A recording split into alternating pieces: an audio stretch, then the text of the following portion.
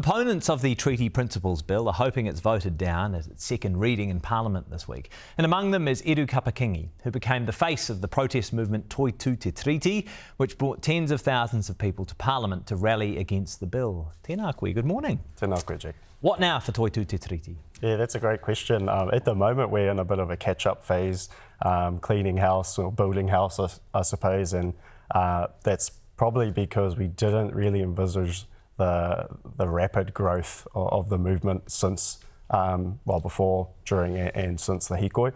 And so we're just getting our tikanga in order, getting our strategies in place, and our kind of plan for the next 2 years as well as the next 20 years as a movement. So that's where we're at the moment. We're in a planning phase and we're excited for that. Assuming the bill is voted down in Parliament this week, what will be your next kaupapa? What are you focusing on? Yeah, well, the bill in itself was never our defining kaupapa. Even during the Hīkoi, we were very clear every step of the way that we are walking towards our Hawaii hou. We are walking towards our Hawaii mokopuna, a place where our mokopuna can thrive, our Hawaii Aotearoa as well, where everyone can thrive, not just Māori. So we're sticking to that kaupapa. That's our kaupapa forever and a day. And the great thing about, I guess, the Treaty Principles Bill issue kind of falling away is that we have more time and energy to focus in on ourselves and our vision for the future. Okay, talk to us a bit more about this Hawaii hou concept. So at the heart of your political activism, if we can call it that, is a vision for a totally different Aotearoa. I'll start with some really basic questions. Should all New Zealanders have the same rights? Yes. Yes? Yes. Do you think that many of the things the ACT Party, for example, has rallied against, or do you think policy settings in New Zealand, on occasion, allow different rights on the basis of ethnicity? Yeah, so to go back to your question on whether all New Zealanders should have equal rights, the detail that I would add to that is that you, Jack, have the right to be you in your way, in your world, in a way where you can fully thrive in yourself. I, Eru, have the right to be myself in my way, in my culture, on my whenua, in the way that I can fully live my life, my best Māori life, so to speak. And kind of the details of your world might look different to my world, but we are still exercising the same essential fundamental right to be ourselves. And Te Tiriti o Waitangi is the middle ground that brings those rights together and says these are tangata whenua rights, these are rights for settler people that have lived here, and everyone can thrive here and make this place a home. But so you've just defined two different sets of rights there, tangata whenua rights and settler people.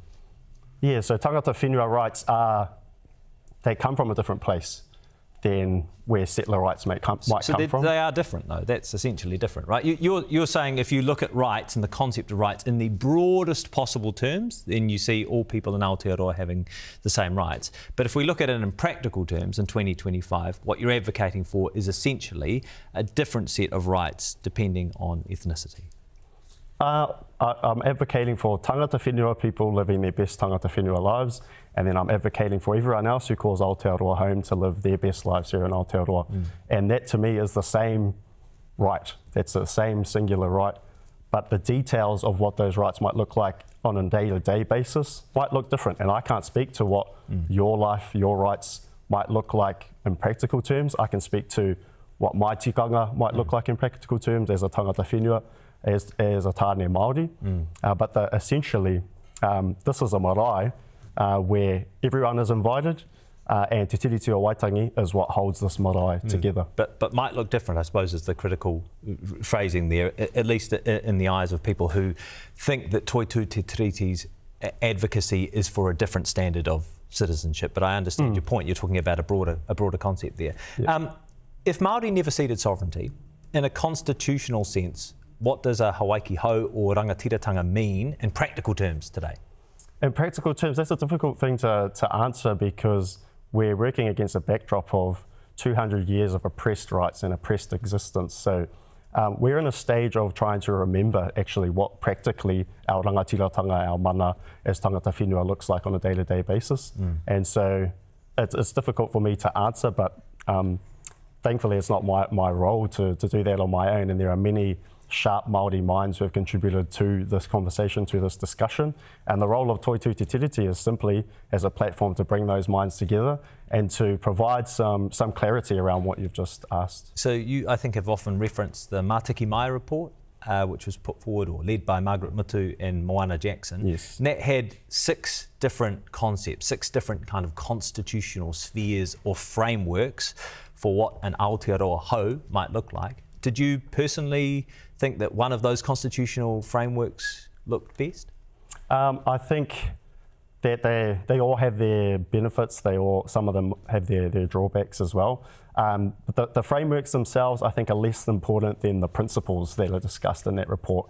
And via Margaret Mutu herself, has also said to me on a number of occasions that the frameworks are there really as a starting point, but what matters is those principles and then really how we operationalise those principles using those frameworks and whatever frameworks work best, particularly in this ever-changing world that we're in. So just to lay it out for people, there was, I think, 3 of those 6 constitutional spheres had some form of kind of a 3-way system. So you had a rangatiratanga sphere, a kāwanatanga sphere, so a sovereignty sphere, a kāwanatanga sphere, so like a government sphere, and a relational sphere, which would define the relationship between those 2 things. Do you support something like that? I think that's the greatest, what we would call in Te Ao Māori, te iho nui or te kauhanga nui, which is the middle ground.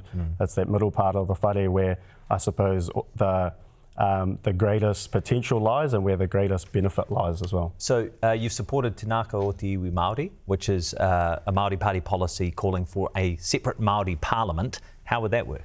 I think how that would work, we won't really know until we try it, right? And the thing about Te Ngāka o Te Iwi Māori, ideas around Māori banks and different, I guess, manifestations of sovereignty and the truth that we never ceded sovereignty, many people are quick to shoot them down and will think, oh, that's impossible, there's no way that can work.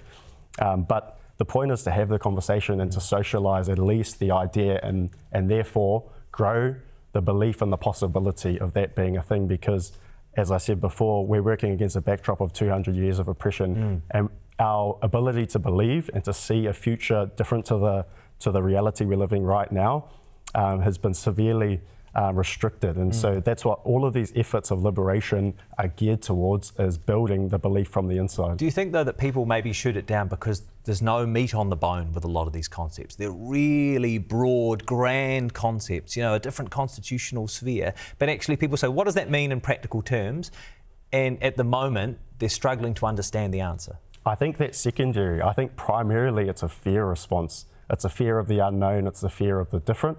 And probably the lack of detail might add to that kind of irritation and fear response. Can you give us some detail? I cannot, but luckily... how can you advocate for it if you can't actually picture what it'll mean in real terms? Because I believe it's possible. I know it's possible, and I know it's real, because that's the world that my ancestors lived in not even 200 years ago, right? So I know it's a real thing. I know it's happened before. Like, it's not a new idea. It's really reverting back to the reality of the world that my tupuna lived in. So I know that it's real. How it's real, we can figure out. But the point is to get on the waka, launch it on the moana, and start our journey. And when we're on the moana, that's when we'll learn actually the most. So you support Te Ngāka o Te Iwi Māori, the Māori Parliament, and you've said that this movement leads to, quote, Māori supermarkets, Māori banks, and a Māori tax system. All of that by 2040, if we're to live up to the aspirations of Mātiki Mai. How would a Māori tax system work? Again, Jack, I'm not a tax expert, but you see, I'm a guy that aims pretty high. Do I get taxed as a non-Māori? Is it like, was it a tax system for everyone and Māori have the revenue, or? I think generally the idea that I have generally is a diversion of the tax that Māori already pay, which is a lot, into Māori-specific services that are unique and geared towards Māori needs, right? So it's not so much a new tax system, but it's using Māori dollars to promote healthier Māori lives. Right. So essentially, that is a kāwanatanga system, right? So essentially, that would be advocating for 2 separate kāwanatanga systems. How does someone know whether or not they're Māori? Would David Seymour be paying tax into this system? And that's a great question, because all of these conversations, again, are going hand in hand with our reclamation of who we are, our identity. Many Māori either being early in their journey on learning te reo, learning their culture, learning their whakapapa, or maybe not even having started that journey at all. So that's another reality that we have to face and have to live with, and we have to accommodate for as well, to ensure that this is a journey that that brings everyone along. But what I know essentially about tikanga Māori is that it is a tikanga where everyone can thrive. It's a tikanga of manaakitanga, and it's a tikanga of oranga. And so if there are steps, kāwanatanga steps that get us to rangatiratanga, then those are important. And that's, I suppose, the reality as well of being Māori, is that we can't pick one game or the other. We kind of have to play both, right? Because at the moment, the kāwanatanga is still having very real effects on our lives through its actions and through its decisions. So which does David Seymour pay to?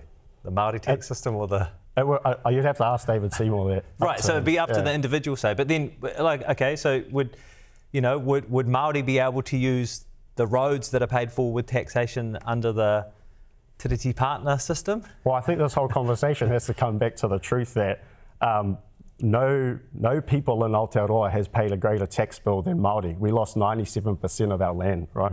And we often are thrown into conversations and accused of misusing taxpayer dollars without recognising that, one, we already pay tax, but we're paying tax to a system that never should have existed in the first place, a system that controls Māori lives, but that wasn't the deal as written in Te Tiriti o Waitangi. Yeah. So as one of the most visible faces of a new generation of Māori leaders, what responsibility do you feel to awhi and support Māori who don't necessarily share your vision or your political beliefs? I think, that's a great question, because I think where that division might lie, which is a very natural part of any culture, society, people, is there's a generational, I guess, difference in thinking and belief and vision. But my role as part of the new generation is to inspire, hopefully, and empower the new generation and the coming generations, but keeping our relationship, our hononga with the older generations as a hononga of aroha and manaaki. And I think the Hīkoi itself was a great example of that, in that we leaned into the likes of Hone Harawira, into the likes of Meliana Pittman, the older generation, and they provided us their wisdoms, and we were able to achieve something that's never been achieved before. And so if that's one example of how intergenerational rangatiratanga can work, then we can just rinse and repeat that through all of our actions, our activations, and our kaupapa. I've got a tricky question here, because your mum, of course, is Te Taitokero MP, Eru Kapa-Kingi. She's been a vocal critic of fellow Māori who don't necessarily share her political beliefs in the parliamentary space, right? So as a Māori leader in your own right, do you think it uplifts te iwi Māori when a leader claims a fellow Māori, quote, doesn't understand the essence of being Māori because they disagree on policies? Yeah, that's a difficult tension that I suppose you could only really understand if you lived in a way where, most of your life where you were proud of being Māori, and then suddenly you kind of come across people that are Māori but don't share that same pride. And it's a difficult dance, really, in trying to advocate still for what you believe in, but also to do that with aroha. And that's something that we're all learning to do. And I think as the newer generation grows, we're learning to do that better, and to do it in a way that's productive and progressive, and but again, it's difficult. So you're saying bringing people with you as opposed to condemning them is maybe a more effective strategy? At least trying, right? But you can lead a horse to water, right? And that's the other thing, is that some people don't want to be led, and some people don't want to hear or see the truth, and people are on their own journeys.